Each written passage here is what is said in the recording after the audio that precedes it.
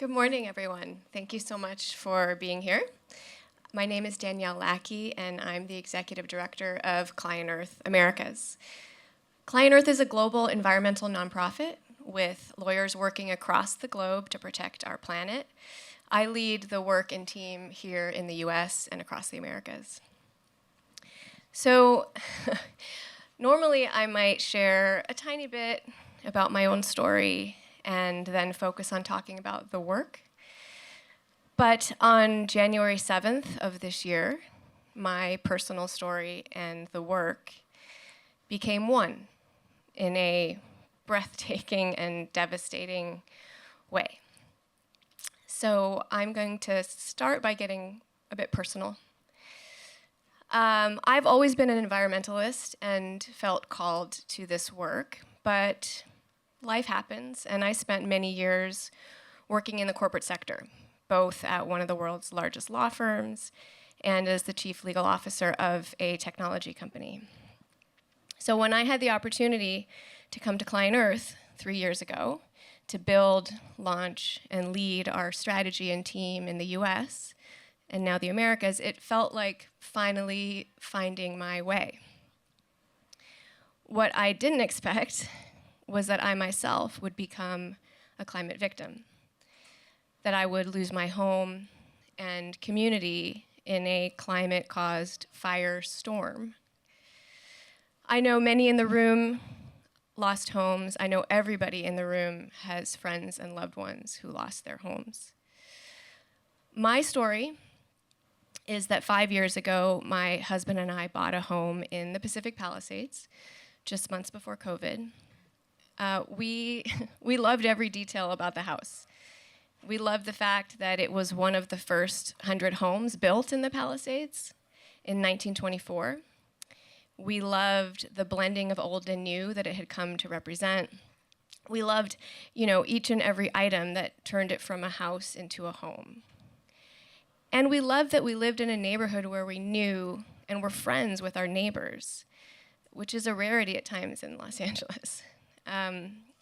It truly felt like our sanctuary.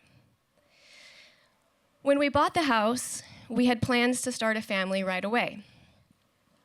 That proved out of our reach for a long time. But still, we created memories and traditions and carried our hope and vision of a future as a family in the home. On the day of the fire in January, we were happily and finally expecting a baby in February. We had everything ready for her, the nursery, all the stuff that you need. And we had a community there and visions of her life in that community. We also had mementos of our lives that we were excited to show her one day. My 20 years of journals, letters from grandparents, my husband's art. Of course, that's all gone. I'm happy to say that she was born on February 4th, 4 weeks to the day after the fire. And she is perfect and healthy, and she will never know what we lost. But she was born to two people who feel untethered from our history, from our community. The closest comparison I have come up with to losing your home is the end of a relationship with someone that you loved. You grieve for them, you grieve who you were with them, and the plans and the vision of a life with them. It's heartbreak, this feeling. And what I have come to truly feel and get since the fire is that this heartbreak is what we as humans have been doing to other species on the planet for years. And this is what we as humans are doing to ourselves and to each other. My story, our story as a city, is a microcosm of what climate change will do to our collective home, this earth. The reason I share my experience is it's not a freak accident. This is not bad luck, what happened here in LA. It's part of a bigger system that keeps allowing these disasters to happen and worsen. Some in LA are choosing to point fingers at the city and at the state for their failures in this fire. Now, accountability always matters. Where the city and state have misstepped, I agree. They should be held accountable, sure. But let us not take our eyes off the real culprits here, who are the fossil fuel companies, who have been enabled by insurance companies and banks. These fossil fuel companies knowingly, because they have known for decades, created the conditions for this fire and for the many extreme weather events that we're seeing across the country and around the world. So that's what roots me in my passion about the work that we're doing at ClientEarth. As an environmental organization, our focus at ClientEarth Americas is unique. We focus specifically on corporations, on holding corporations accountable for a livable planet and shedding light on the harm that they are causing. We do this because corporate interests are at the root of so much of this harm. Did you know that just 100 companies were responsible for 71% of global emissions between 1988 and 2018? And the 5 biggest US banks pumped $1.6 trillion into the fossil fuel industry between 2016 and 2023. So, because of our surgical focus on corporate accountability, we at ClientEarth use a completely different set of tools from what you might think of as environmental law.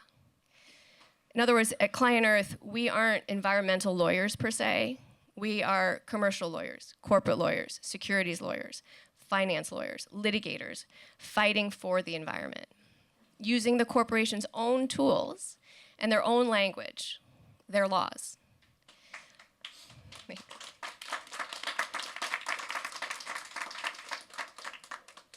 This is especially important in this moment when, as we all know, environmental laws and protections are under attack. Corporate and commercial laws, these live on. Our team, based in Santa Monica, consists of an amazing group of badass lawyers who left big corporate law firms to come do this work, to find creative ways to use existing commercial laws against the vested interests that are destroying our planet. I'll give you one example just to make this a little bit more concrete. Bankruptcy law. Sounds exciting. Doesn't sound like what you might think of for preserving the planet. So when fossil fuel companies drill oil and gas wells, they are legally required to clean them up, to plug them when they're done pumping. Instead, the industry uses bankruptcy to skip out on the obligation. They routinely offload the wells to undercapitalized companies that can't pay for cleanup and that are intended to go bankrupt or disappear. So when the cleanup time comes, those companies are gone, and the public is left to deal with the toxic legacy.